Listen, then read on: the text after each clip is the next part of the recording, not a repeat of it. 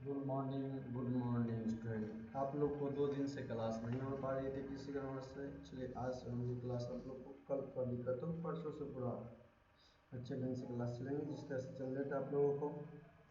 तो हम लोग हिंदी ग्रामर में पढ़ चुके थे भूतकाल के बारे में। भूतकाल के कितने भेद थे? 6 भेद थे। भूतकाल के कितने भेद है? 6 भेद है।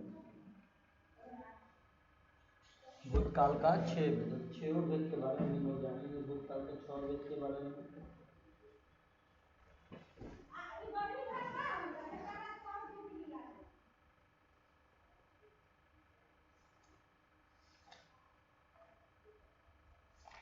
भूतकाल के कितने भेद हो गए? 6 भेद हो गए। 6 भेद के बारे में हम लोग जानेंगे।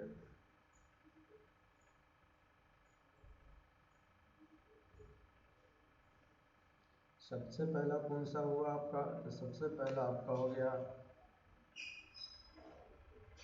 आसन भूत के बारे में जानेंगे। आसन भूत के बारे में।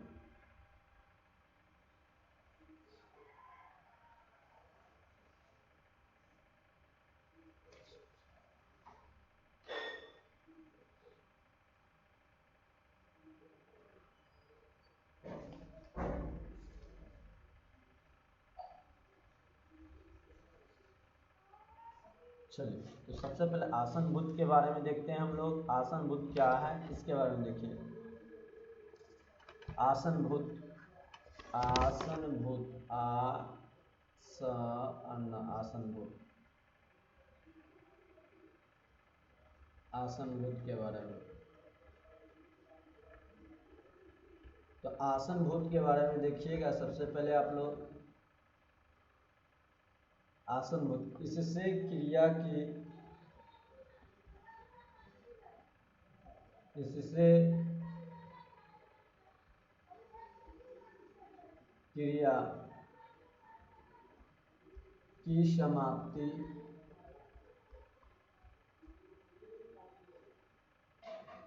निकट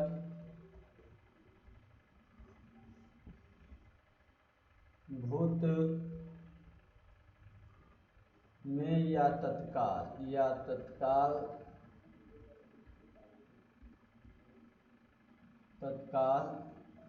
ही सूचित होती है। उसे हम क्या कहते हैं? आसन भूत कहते हैं। जिससे क्रिया की समाप्ति हो। क्या हो? क्रिया की समाप्ति निकट में हो, तुरंत हुआ हो, नजदीक में, भूत में या तत्काल ही सूचित होती हो, उसे आसन भूत कहेंगे। क्या कहेंगे? आसन भूत। मैंने आम खाया, मैंने आम खाया, निकट ही खाया होगा ना। मैंने, जैसे आप लोग देखिए, मैंने आम खाया, मैंने आम खाया, मैंने आम खाया, मैंने आम खाया, मैंने आम खाया है, मैंने आम खाया है, मैंने आम खाया है। तो तुरंत खाया, नज़दीक की बात हो, निकट ही भूत की बात हो रही है, तत्काल के सूचित की बात है, इसलिए। मैं चला गया। दूसरा उदाहरण देखिएगा आप लोग। पहला था ये, जैसे दूसरा देखिएगा। मैं चला हूँ, मैं चला हूँ, चला हूँ। तो तुरंत आसन की बात, तुरंत की बात की जा रही है, तो मैं चला हूँ, इस तरह से हुआ। अब इसके बाद आप लोग देखिएगा तीसरा क्या है, दूसरा क्या है? दूसरा आपका सामान्य भूत, सामान्य भूत।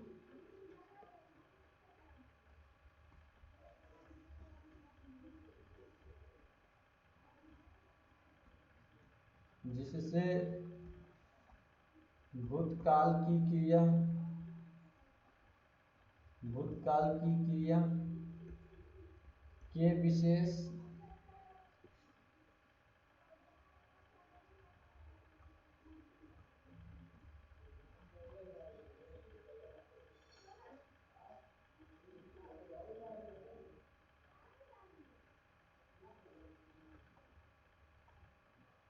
समय का ज्ञान न हो, समय का ज्ञान न हो, जिससे भूतकाल की क्रिया के विशेष समय का ज्ञान न हो। उसे हम क्या कहते हैं, इसमें हम लोग का भूतकाल की क्रिया का एक विशेष जो समय होता है उसका ज्ञान नहीं होगा तो सामान्य भूत होगा। इसमें किस चीज़ का टाइम जो आपका समय है उसकी ज्ञान न हो। जैसे आप लोग समझिएगा,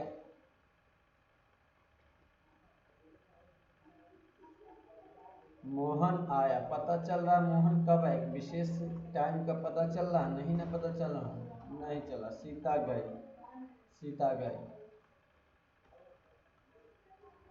तो आपको पता चल रहा सीता गई किस टाइम में गई, कब गई, या मोहन कब आए, विशेष टाइम क्रिया का पता चल रहा है, विशेष क्रिया समय का नहीं पता चल रहा है। इसलिए ये आपका सामान्य भूत हो गया। जिससे भूतकाल की क्रिया के विशेष समय का ज्ञान न हो उसे हम सामान्य भूत कहेंगे।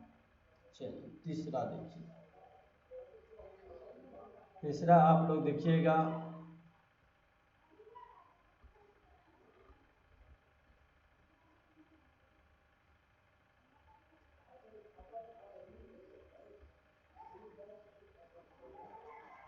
पूर्णभूत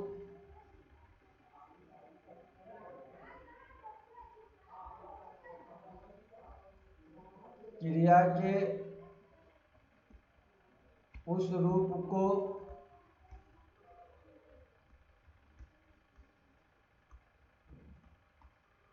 पूर्ण रूप से क्रिया के उस रूप को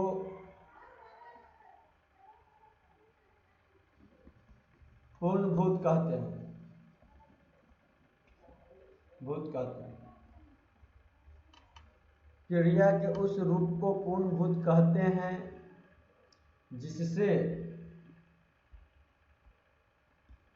जिससे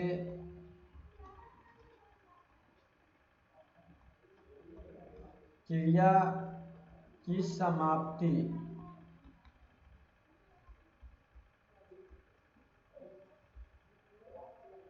के समय का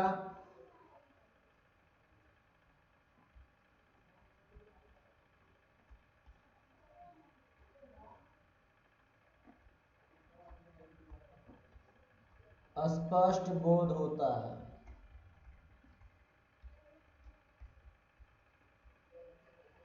क्रिया के उस रूप को पूर्ण बोध कहते हैं जिससे क्रिया की समाप्ति समय का क्या होता है, स्पष्ट बोध होता है। स्पष्ट आपको क्या होता है, बोध होता है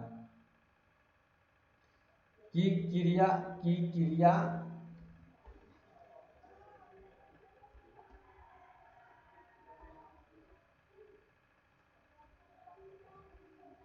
क्रिया को समाप्त हुए काफी समय बीता है, तो पूर्णभूत क्या हो गया, क्रिया के उस रूप को पूर्णभूत कहते हैं जिससे क्रिया की समाप्ति के समय का स्पष्ट बोध होता है कि क्रिया को समाप्त हुए काफी समय बीता है। जैसे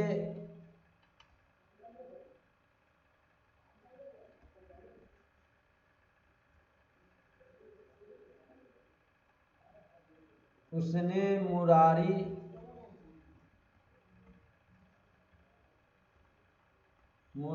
को मारा, मुरारी को मारा था, उसने मुरारी को मारा था, उसने मुरारी को क्या किया था, मारा था, तो वह आया था,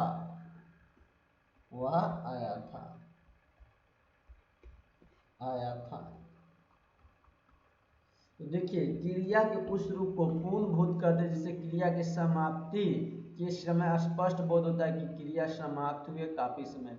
उसने मुरारी को मारा था, जब मुरारी को उसने मारा होगा तभी तो वह आया था, यानी इससे स्पष्ट हो रहा वाक्य से वह मुरारी को मारा था, काफी समय पहले मारा था, इसलिए वह आया था। ठीक ना। चलिए क्वेश्चन नंबर चौथा प्रकार देखिएगा, चौथा क्या है, अपूर्ण भूत, ये तो हम लोग का पूर्ण भूत था, अब अपूर्ण भूत देखेंगे। अपन इससे यह ज्ञात है, इससे यह ज्ञात है, इससे अपूर्ण भूत के बारे में समझिएगा। इससे यह ज्ञात है, होता है कि क्रिया भूतकाल, क्रिया का भूतकाल, भूतकाल में हो रही है, में हो रही थी, किंतु उसकी समाप्ति, किंतु उसकी समाप्ति, समाप्ति के समय का, समय का स्पष्ट बोध होता है, स्पष्ट बोध होता है, बोध होता है।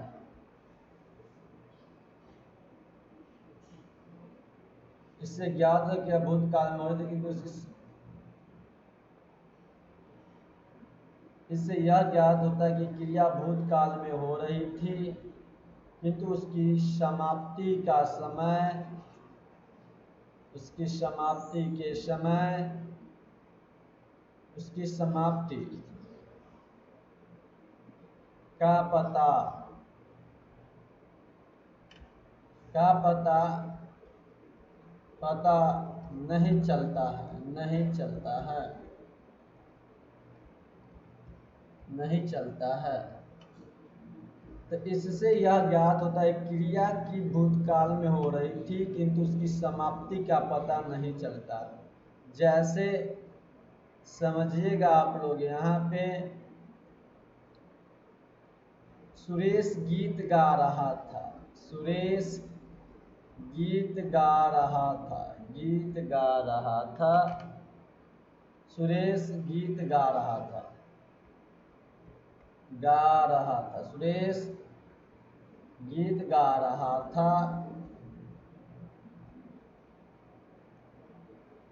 गीता सो गई, गीता सो रही थी, गीता सो रही थी।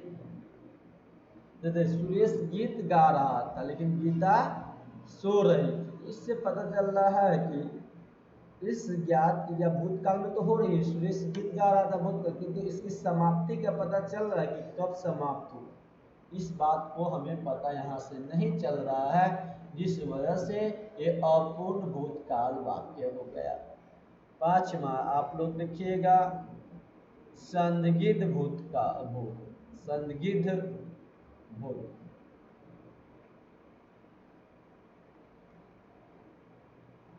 इससे, इसमें यह संदेह बना रहता है, यह संदेह बना रहता है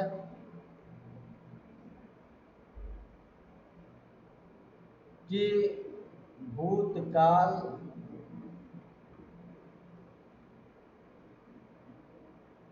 में कार्य पूरा हुआ या नहीं, हुआ या नहीं, या नहीं। जैसे संदिग्ध भूतकाल में क्या होता है कि इससे यह संदेह बना रहता है ना कि भूतकाल में कार्य पूरा हुआ या नहीं, जो भूतकाल में हम कार्य कर रहे थे वह कार्य आपका पूरा हुआ या नहीं, ये संदिग्ध भूत होते हैं। देखिएगा उदाहरण में आप लोग, जैसे में, जैसे तुमने गाया होगा, तुमने गाया होगा, गाया होगा, होगा, तू गाया होगा, तू गाया होगा, गाया होगा। चलिए सेकेंड बात को देखिए आप लोग, सेकेंड बात आप लोग देखिएगा, पांचवा हेतु, हेतु मंद भूतकाल, हेतु छठा आप लोग देखिएगा, छठा क्या है, हेतु हेतु मंद भूत, हेतु मंद भूत। इससे यह पता चलता है, इससे यह पता चलता है कि क्रिया भूतकाल में होने वाली, क्रिया भूतकाल में होने वाली है, होने वाली थी, पर किसी कारण से नहीं हो सकी, किसी कारण न हो सकी, न हो सकी, न हो सकी। जैसे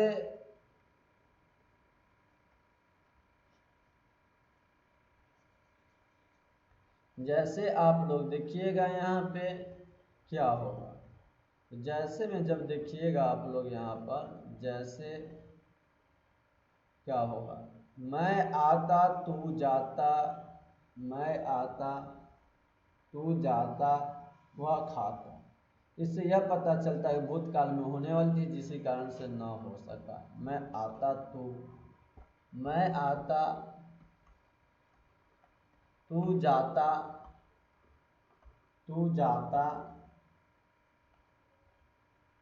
तू जाता वह खाता, वह खाता। इससे पता हमें क्या चल रहा है कि यह भूतकाल में होने वाली क्रिया किसी कारणवश से न हो सकी।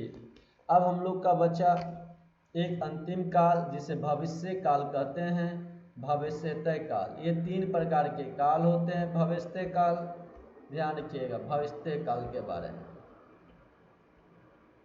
तो भविष्य काल में देखिए इसका परिभाषा क्या होगा भविष्य काल का, ध्यान से आप लोग देखें। भविष्यतः काल,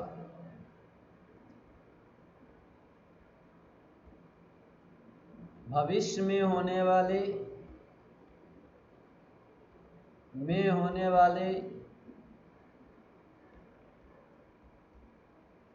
भविष्य में होने वाली क्रिया को भविष्यते काल कहा जाता है, भविष्यत काल कहा जाता है, भविष्यत काल की क्रिया कहते हैं, क्रिया कहते हैं। अब बताइए, जैसे वह कल घर जाएगा, जैसे में आप लोग देखिएगा वह कल घर जाएगा, वह कल घर जाएगा,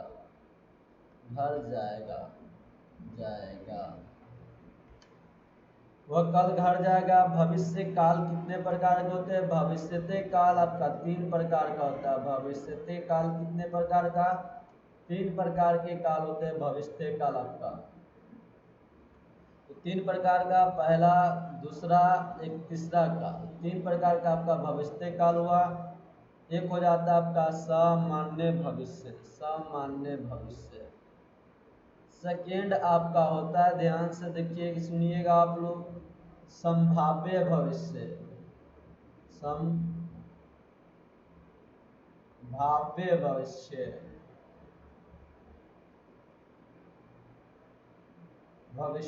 संभाव्य भविष्य। तीसरा आपका हो जाता है क्या, ध्यान से देखिए,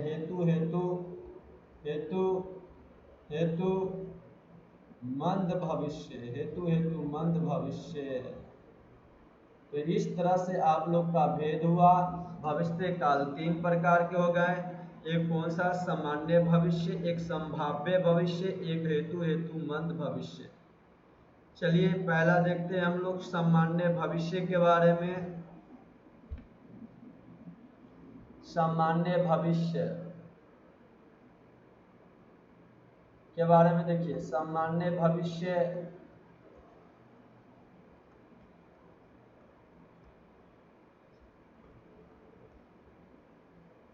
इससे यह प्रकट होता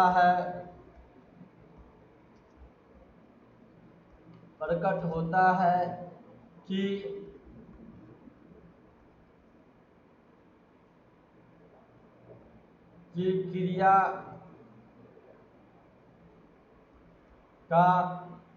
क्रिया सामान्यतः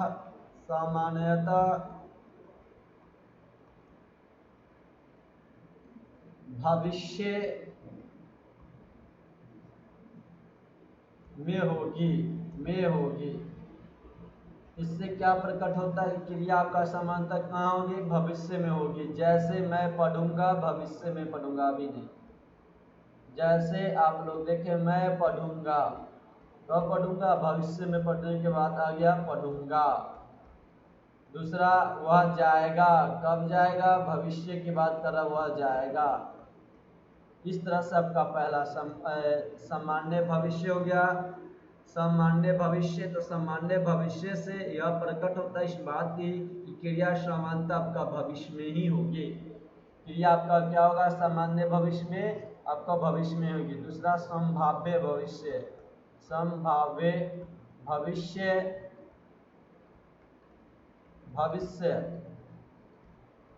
चलिए, जिससे भविष्य में किसी कार्य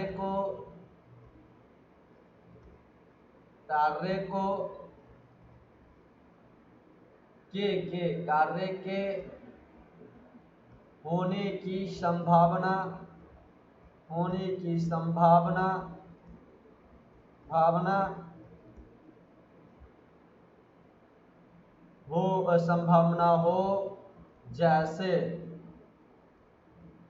जैसे संभव है रमेश कल आएगा। संभव है कि रमेश कब का आ जाए? कल आए। इस संभव की बात हो, किसी कार्य की संभावना की बात हो जाए, भविष्य में कार्य की संभावना की बात हो, वह संभाव्य भविष्य हो जाएंगे। जब क्या हो जाएगा? संभावना की बात हो भविष्य में कि वह कल आएंगे, इस टाइप से हो तब। नहीं तो अब आप लोग को पता चल गया कि संभावना की बात की जा रही है, तो क्या हो गया? सामान्य संभव भविष्य। तीसरा आप लोग ध्यान रखिएगा, तीसरा कौन सा होगा? हेतु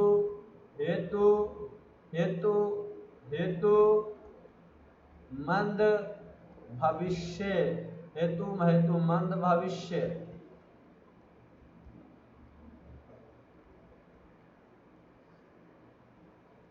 तो इसमें एक क्रिया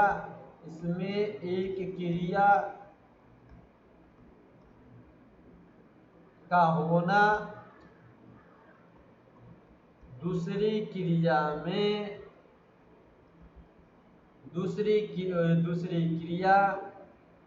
के होने पर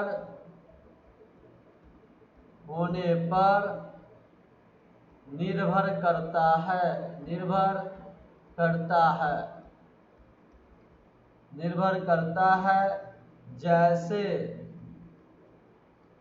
जैसे वह आए तो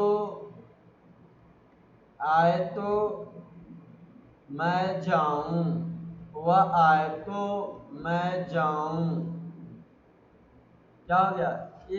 इसमें हेतुमंद भविष्य में इसमें क्रिया होना दूसरी क्रिया होने पर निर्भर होता है। यानी पहला क्रिया वह आएगा तो दूसरी क्रिया पर निर्भर रखता है। जब तक दूसरी क्रिया होगा नहीं जब तक पहले क्रिया, तो उसमें एक क्रिया का होना दूसरी क्रिया पे होने का निर्भर करता है। वह आए तो मैं जाऊं, ठीक ना। दूसरा देखिएगा, वह कमाए तो खाऊं। वह कमा कर लाएगा, यानी कमाएगा तो न खाऊंगा, तो वह कमाए तो खाएं, नहीं तो नहीं खाएं। वह नहीं कमाएगा तो नहीं खाएंगे। इस तरह से आज आपका पूरा काल खत्म हो गया। अब आप लोग को कल से हो सके तो संस्कृत का बुक शुरू किया जाएगा, जिसमें से आपको हम अपना अपने तरफ से पढ़ाएंगे, अपने तरीका से पढ़ाएंगे, और वही जो हम पढ़ाएंगे वही आप लोग का क्वेश्चंस आ जाएंगे संस्कृत में, उससे बाहर नहीं आएंगे। ठीक ना, बहुत इजी तरीका से बताया जाएगा आप लोग को। क्लास जरूर देखिएगा संस्कृत का। ये वीडियो अच्छा लगा हो तो चैनल को सब्सक्राइब कीजिएगा, शेयर कीजिएगा दोस्तों के पास।